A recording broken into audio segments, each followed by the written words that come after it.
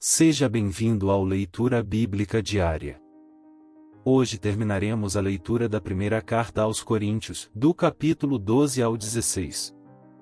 Senhor nosso Deus e Pai, obrigado por mais este dia de vida, lhe pedimos sabedoria e entendimento da Tua Palavra, em nome de Jesus, amém. Capítulo 12. Irmãos, não quero que vocês estejam desinformados a respeito dos dons espirituais. Vocês sabem que, quando eram gentios, se deixavam conduzir aos ídolos mudos, conforme vocês eram guiados. Por isso, quero que entendam que ninguém que fala pelo Espírito de Deus afirma e anátema, Jesus. Por outro lado, ninguém pode dizer Senhor Jesus, senão pelo Espírito Santo. Ora, os dons são diversos, mas o Espírito é o mesmo.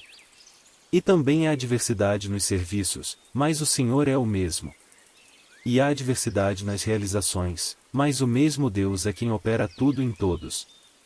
A manifestação do Espírito é concedida a cada um visando um fim proveitoso. Porque a um é dada, mediante o Espírito, a palavra da sabedoria, a outro, segundo o mesmo Espírito, a palavra do conhecimento. A um é dada, no mesmo Espírito, a fé, a outro, no mesmo Espírito, dons de curar. A outro, operações de milagres, a outro, profecia, a outro, discernimento de espíritos. A um é dada variedade de línguas e a outro, capacidade para interpretá-las. Mas um só e o mesmo Espírito realiza todas essas coisas, distribuindo-as a cada um, individualmente, conforme ele quer. Porque, assim como o corpo é um e tem muitos membros, e todos os membros, mesmo sendo muitos, constituem um só corpo, assim também é com respeito a Cristo. Pois, em um só Espírito, todos nós fomos batizados em um só corpo, quer judeus, quer gregos, quer escravos, quer livres. E a todos nós foi dado beber de um só Espírito. Porque também o corpo não é um só membro, mas muitos. Se o pé disser, porque não sou mão, não sou do corpo, nem por isso deixa de ser do corpo. Se o ouvido disser, porque não sou o olho, não sou do corpo, nem por isso deixa de ser do corpo. Se todo o corpo fosse olho, onde estaria o ouvido? Se todo ele fosse ouvido, onde estaria o olfato? Mas Deus dispôs os membros, colocando cada um deles no corpo, como ele quis. Se todos, porém, fossem um só membro, onde estaria o corpo? O certo é que há muitos membros, mas um só corpo. Os olhos não podem dizer à mão, não precisamos de você. E a cabeça não pode dizer aos pés, não preciso de vocês. Pelo contrário, os membros do corpo que parecem ser mais fracos são necessários.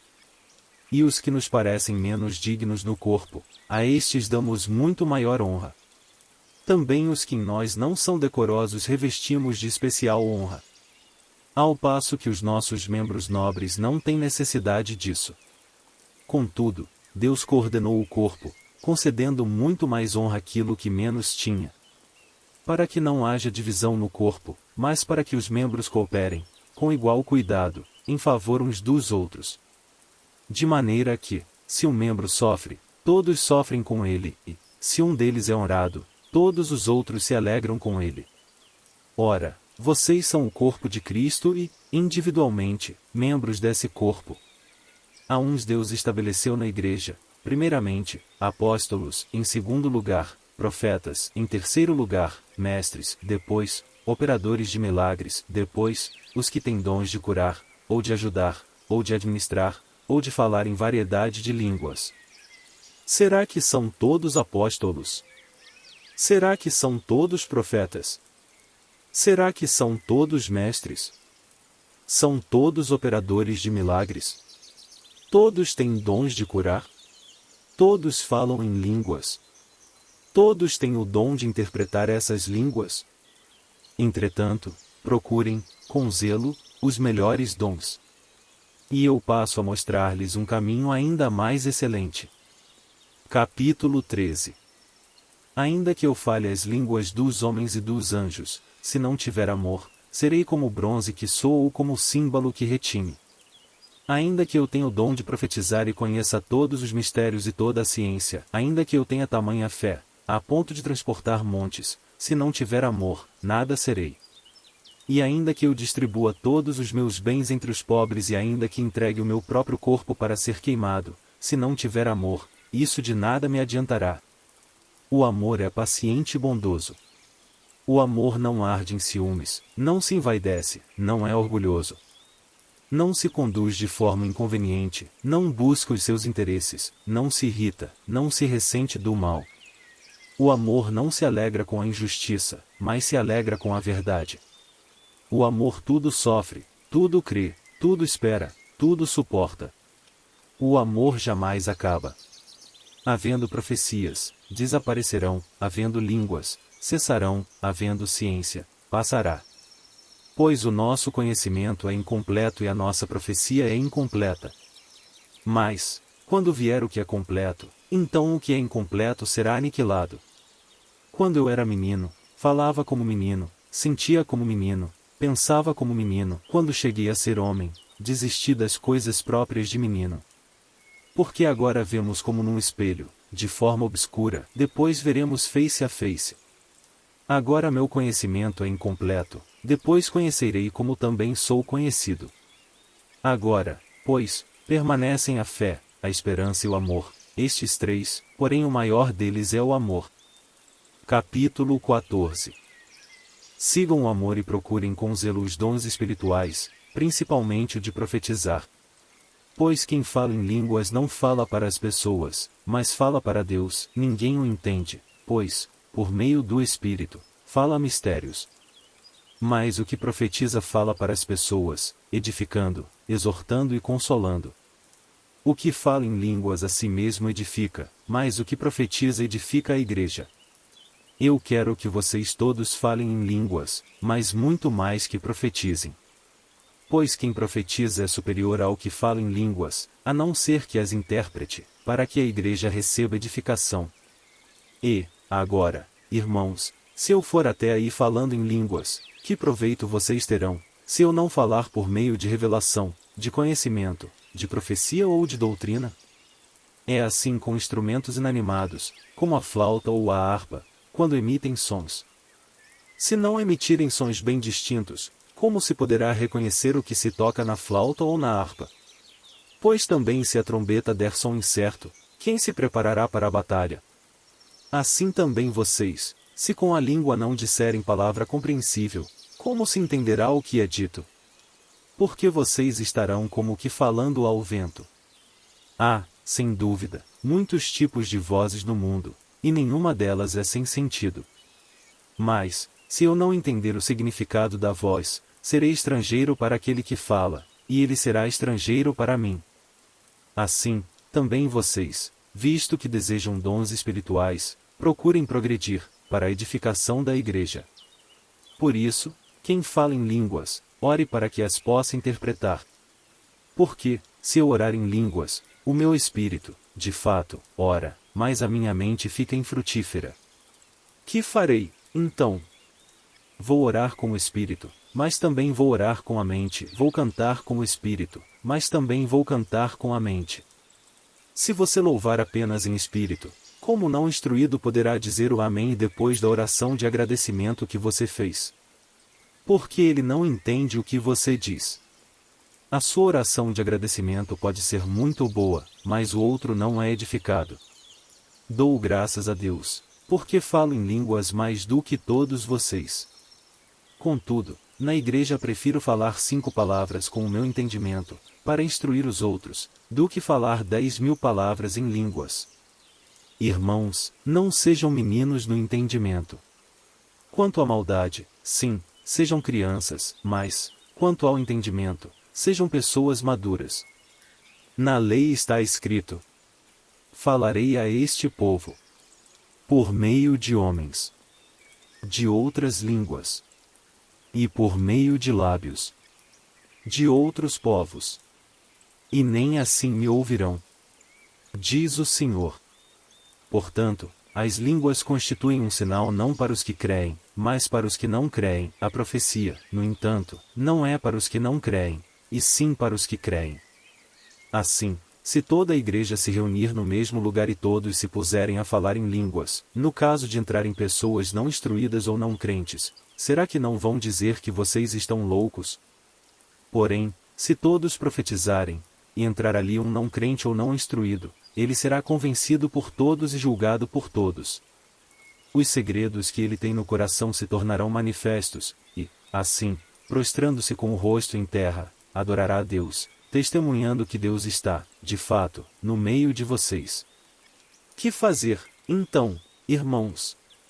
Quando vocês se reúnem, um tem um salmo, outro tem um ensino, este traz uma revelação, aquele fala em línguas, e ainda outro faz a interpretação. Que tudo seja feito para edificação. No caso de alguém falar em línguas, que não sejam mais do que 2 ou, quando muito, 3, e isto sucessivamente, e haja alguém que interprete. Mas, não havendo quem interprete, fique calado na igreja, falando consigo mesmo e com Deus. Tratando-se de profetas, falem apenas 2 ou 3, e os outros julguem. Se, porém, vier uma revelação a alguém que esteja sentado, cale-se o primeiro.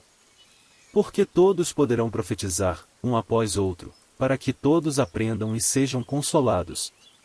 Os espíritos dos profetas estão sujeitos aos próprios profetas. Porque Deus não é Deus de confusão, e sim de paz. Como em todas as igrejas dos santos. Que as mulheres se conservem caladas nas igrejas, porque não lhes é permitido falar, mas estejam submissas, como também a lei o determina. Se, porém, querem aprender alguma coisa, perguntem em casa ao seu próprio marido, porque para a mulher é vergonhoso falar na igreja. Por acaso a palavra de Deus se originou no meio de vocês? Ou será que ela veio exclusivamente para vocês? Se alguém se considera profeta ou espiritual, reconheça que é mandamento do Senhor o que estou escrevendo para vocês. E, se alguém o ignorar, será ignorado. Portanto, meus irmãos, procurem com zelo o dom de profetizar e não proíbam que se fale em línguas. Tudo, porém, seja feito com decência e ordem. Capítulo 15. Irmãos, venho lembrar-lhes o evangelho que anunciei a vocês, o qual vocês receberam e no qual continuam firmes. Por meio dele vocês também são salvos, se retiverem a palavra assim tal como a preguei a vocês, a menos que tenham crido em vão. Antes de tudo, entreguei a vocês o que também recebi, que Cristo morreu pelos nossos pecados, segundo as Escrituras. E que foi sepultado e ressuscitou ao terceiro dia, segundo as Escrituras. E apareceu a Cefas, e depois, aos 12. Depois, foi visto por mais de 500 irmãos de uma só vez, dos quais a maioria ainda vive, porém alguns já dormem. Depois, foi visto por Tiago e, mais tarde, por todos os apóstolos. Por último, depois de todos, foi visto também por mim, como por um nascido fora de tempo. Porque eu sou o menor dos apóstolos, e nem mesmo sou digno de ser chamado apóstolo, pois persegui a igreja de Deus. Mas, pela graça de Deus, sou o que sou. E a sua graça, que me foi concedida, não se tornou vã. Pelo contrário, trabalhei muito mais do que todos eles, todavia, não eu, mas a graça de Deus comigo. Portanto, seja eu ou sejam eles, assim pregamos e assim vocês creram. Ora, se o que se prega é que Cristo ressuscitou dentre os mortos, como alguns de vocês afirmam que não há ressurreição de mortos? E, se não há ressurreição de mortos, então Cristo não ressuscitou. E, se Cristo não ressuscitou, é vã a nossa pregação, e é vã a fé que vocês têm. Além disso, somos tidos por falsas testemunhas de Deus, porque temos testemunhado contra Deus que ele ressuscitou a Cristo, ao qual ele não ressuscitou, se é certo que os mortos não ressuscitam. Porque, se os mortos não ressuscitam, também Cristo não ressuscitou. E, se Cristo não ressuscitou, é vã a fé que vocês têm, e vocês ainda permanecem nos seus pecados.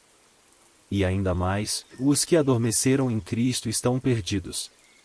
Se a nossa esperança em Cristo se limita apenas a esta vida, somos as pessoas mais infelizes deste mundo. Mas, de fato, Cristo ressuscitou dentre os mortos, sendo ele as primícias dos que dormem. Visto que a morte veio por um homem, também por um homem veio a ressurreição dos mortos. Porque, assim como, em Adão, todos morrem, assim também todos serão vivificados em Cristo. Cada um, porém, na sua ordem, e Cristo, as primícias, depois, os que são de Cristo, na sua vinda. E então virá o fim, quando ele entregar o reino ao Deus e Pai, quando houver destruído todo o principado, bem como toda potestade e poder. Porque é necessário que ele reine até que tenha posto todos os inimigos debaixo dos seus pés. O último inimigo a ser destruído é a morte. Porque ele sujeitou todas as coisas debaixo dos seus pés. E, quando diz que todas as coisas lhe estão sujeitas, certamente exclui aquele que tudo lhe sujeitou. Quando, porém, todas as coisas lhe estiverem sujeitas, então o próprio Filho também se sujeitará àquele que todas as coisas lhe sujeitou, para que Deus seja tudo em todos. De outra maneira, que farão os que se batizam por causa dos mortos? Se de fato os mortos não ressuscitam, por que se batizam por causa deles? E por que também nós nos expomos a perigos a toda hora? Dia após dia, morro. Eu afirmo isso, irmãos, pelo orgulho que tenho de vocês, em Cristo Jesus, nosso Senhor. Se, como homem, lutei em Éfeso contra feras, qual foi o meu proveito? Se os mortos não ressuscitam, comamos e bebamos, porque amanhã morreremos. Não se enganem, em as más companhias corrompem os bons costumes. Voltem à sobriedade, como convém, e não pequem. Porque alguns ainda não têm conhecimento de Deus. Digo isto para a vergonha de vocês. Mas alguém dirá, e como é que os mortos ressuscitam? E com que corpo virão? Insensato! O que você semeia não nasce, se primeiro não morrer. E, quando semeia, você não semeia o corpo que há de ser, mas o simples grão, como de trigo ou de qualquer outra semente. Mas Deus lhe dá corpo como Ele quer dar e a cada uma das sementes dá o seu corpo apropriado. Nem toda a carne é a mesma, porém uma é a carne dos seres humanos, outra, a dos animais, outra, a das aves, e outra, a dos peixes. Também há corpos celestiais e corpos terrestres, e, sem dúvida, uma é a glória dos celestiais, e outra, a dos terrestres. Uma é a glória do sol, outra, a glória da lua, e outra, a das estrelas. Porque até entre estrela e estrela há diferenças de glória. Pois assim também é a ressurreição dos mortos. Semeia-se o corpo na corrupção, ressuscita na incorrupção. Semeia-se em desonra, ressuscita em glória. Semeia-se em fraqueza, ressuscita em poder. Semeia-se corpo natural, ressuscita corpo espiritual. Se há corpo natural, há também corpo espiritual. Pois assim está escrito, o primeiro homem, Adão, se tornou um ser vivente. Mas o último Adão é espírito vivificante. O que vem primeiro não é o espiritual, e sim o natural, depois vem o espiritual. O primeiro homem, formado do pó da terra, é terreno, o segundo homem é do céu. Como foi o homem terreno, assim também são os demais que são feitos do pó da terra, e, como é o homem celestial, assim também são os celestiais. E, assim como trouxemos a imagem do homem terreno, traremos também a imagem do homem celestial. Com isto quero dizer, irmãos, que a carne e o sangue não podem herdar o reino de Deus, nem a corrupção herdar a incorrupção. Eis que vou lhes revelar um mistério, nem todos dormiremos, mas todos seremos transformados. Num momento, num abrir e fechar de olhos, ao ressoar da última trombeta. A trombeta soará, os mortos ressuscitarão incorruptíveis, e nós seremos transformados. Porque é necessário que este corpo corruptível se revista da incorruptibilidade, e que o corpo mortal se revista da imortalidade. E, quando este corpo corruptível se revestir de incorruptibilidade e o que é mortal se revestir de imortalidade, então se cumprirá a palavra que está escrita. Tragada foi a morte pela vitória. Onde está, ó morte, a sua vitória? Onde está, ó morte, O seu aguilhão. O aguilhão da morte é o pecado, e a força do pecado é a lei. Graças a Deus, que nos dá a vitória por meio de nosso Senhor Jesus Cristo. Portanto, meus amados irmãos, sejam firmes, inabaláveis e sempre abundantes na obra do Senhor, sabendo que, no Senhor, o trabalho de vocês não é vão. Capítulo 16. Quanto à coleta para os santos, façam também vocês como ordenei às igrejas da Galácia. No primeiro dia da semana, cada um de vocês separe uma quantia, conforme a sua prosperidade, e vá juntando, para que não seja necessário fazer coletas quando eu for. E, quando eu tiver chegado, enviarei, com cartas, aqueles que vocês aprovarem, para que levem a oferta de vocês a Jerusalém. Se for conveniente que eu também vá, eles irão comigo. Irei visitar vocês por ocasião da minha passagem pela Macedônia, porque devo passar pela Macedônia. E bem pode ser que eu me demore ou mesmo passe o inverno com vocês, para que vocês me encaminhem nas viagens que eu tenha de fazer. Porque não quero, agora, ver vocês apenas de passagem, pois espero permanecer algum tempo com vocês, se o Senhor o permitir. Mas ficarei em Éfeso até o Pentecostes. Porque uma porta grande e oportuna para o trabalho se abriu para mim, e há muitos adversários. E, se Timóteo for, façam tudo para que não tenha nada a temer enquanto estiver entre vocês, porque trabalha na obra do Senhor, como também eu. Portanto, que ninguém o despreze. Ajudem-no a continuar a viagem em paz, para que venha até aqui, visto que o espero com os irmãos. Quanto ao irmão Apolo, muito lhe tenho recomendado que fosse visitar vocês em companhia dos irmãos, mas ele não quis de jeito nenhum ir agora. Irá, porém, quando tiver oportunidade. Fiquem alertas, permaneçam firmes na fé, mostrem coragem, sejam fortes. Façam todas as coisas com amor. E agora, irmãos, eu peço a vocês o seguinte: os membros da casa de Estéfanas são as primícias da Acaia e eles se consagraram ao serviço dos santos. Portanto, sujeitem-se a pessoas como eles, bem como a todo aquele que é cooperador e obreiro. Alegro-me com a vinda de Estéfanas, de Fortunato e de Acaico, porque eles supriram o que faltava da parte de vocês. Porque trouxeram refrigério ao meu espírito e ao de vocês também. Deem o devido reconhecimento a homens como esses. As igrejas da província da Ásia mandam saudações. Também Áquila e Priscila mandam cordiais saudações no Senhor, juntamente com a igreja que se reúne na casa deles. Todos os irmãos mandam saudações. Saúdem uns aos outros com um beijo santo. Eu, Paulo, escrevo a saudação de próprio punho. Se alguém não ama o Senhor, seja anátema. Maranata. A graça do Senhor Jesus esteja com vocês.